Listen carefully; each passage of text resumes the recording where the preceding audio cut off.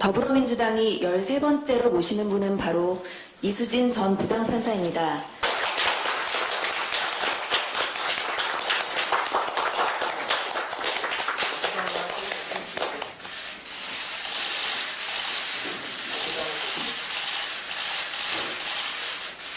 안녕하십니까. 이수진입니다. 저는 19년을 판사로 일했습니다. 어릴 때부터 판사가 되고 싶었습니다. 학교를 다니지 못할 정도로 가난한 집안 형편에 감히 꿈도 꾸지 못할 사치스러운 선망이었지만 판사는 늘 제 동경이자 세상을 바꿔줄 희망이었습니다. 법의 이름으로 약자를 지켜주고 불평등한 사회를 정의롭게 바꾸고 싶었기 때문입니다. 처음 판사가 되었을 때 그 설렘을 잊을 수가 없습니다. 어린 시절에 그 서럽고 아픈 희망이 현실이 되었기 때문입니다. 법관으로 살아오는 동안 저는 판사라는 사실이 정말 자랑스러웠습니다. 판사라는 이름은 제 인생을 걸고 소명으로 지켜야 할 숭고한 가치였습니다. 정의로운 판사, 약자와 함께하는 판사가 되려고 노력하며 살았습니다. 그런데 이수진이라는 이름 앞에 무리야기 판사라는 이름이 붙었습니다. 법관으로 양심을 지키고 진실을 말했다는 이유였습니다. 양승태 대법원장 시절 사무분담과 인사평정에서 불이익을 받는 블랙리스트 판사가 됐습니다. 1심 재판을 약화시키고 법원의 구조를 공룡처럼 만들려는 상고법원을 반대했다는 이유, 법원 내 불이한 압력을 물리쳤다는 이유 때문입니다. 법관으로서 제 자존감은 짓밟히고 판사로서 자긍심은 무너져 내렸습니다. 그때 함께해준 동료들이 없었다면 정말 견디기 힘들었을지도 모릅니다. 지금 이 순간에도 공정한 재판을 위해 수천 장의 서류에 묻혀 맡은 바 역할에 최선을 다하고 있는 판사들이 있습니다. 법원에서 법의 정의를 실현하고 있는 동료 여러분께 감사의 말씀을 전합니다. 이수진이 그분들 마음을 안고 반드시 사법개혁을 이루겠습니다.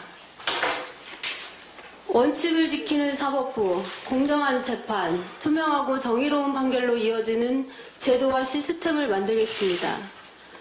개혁의 대상인 법원이 스스로 개혁안을 만들고 폐부를 도려내기란 쉽지 않습니다.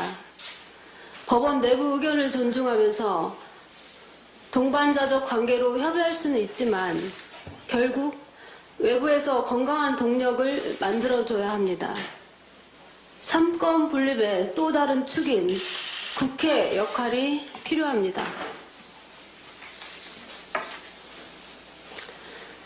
오래 주저했지만 제가 정치인이 되겠다고 결심한 첫 번째 이유는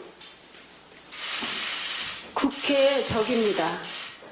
지난 1년간 사법정책연구원에서 활동한 사법개혁을 위한 연구 보고서들이 국회의 문턱을 넘지 못하는 현실을 보면서 결국 정치를 통해 바꾸어야겠다고 결심했습니다. 두 번째로, 법원은 사회적 약자와 소수자를 보호하기 위해 존립해야 합니다.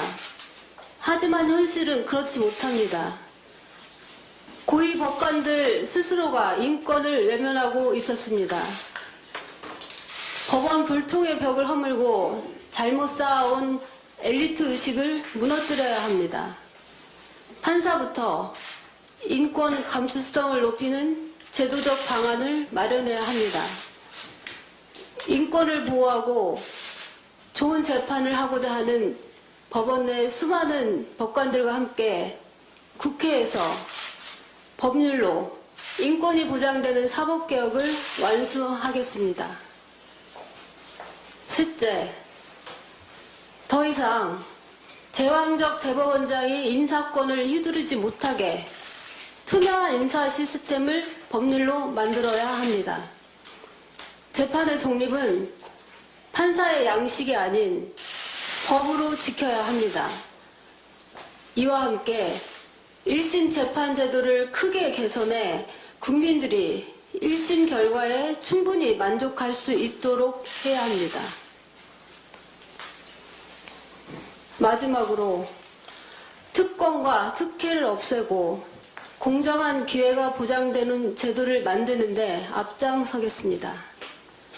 특권층에 분노하고 공정한 기회를 빼앗겨 좌절하는 분들의 고통을 저는 잘 압니다. 법은 약자 편에 서야 합니다. 법이 아니고는 호소할 데 없는 사람들의 지지대가 되고 바람막이가 되어야 합니다. 저는 약자의 아픔을 잘 압니다. 누구보다 아픈 어린 시절을 겪었기 때문입니다.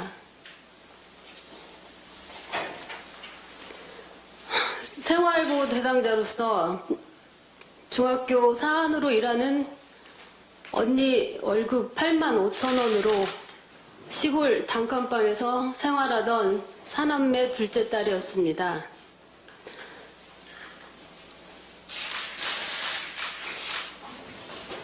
치료비가 없어 전북 도민이 모아준 성금으로 어머니 다리 수술을 받아야 했습니다.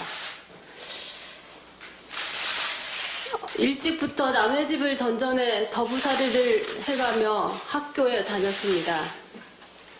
생활비를 버느라 대학 진학도 늦었습니다.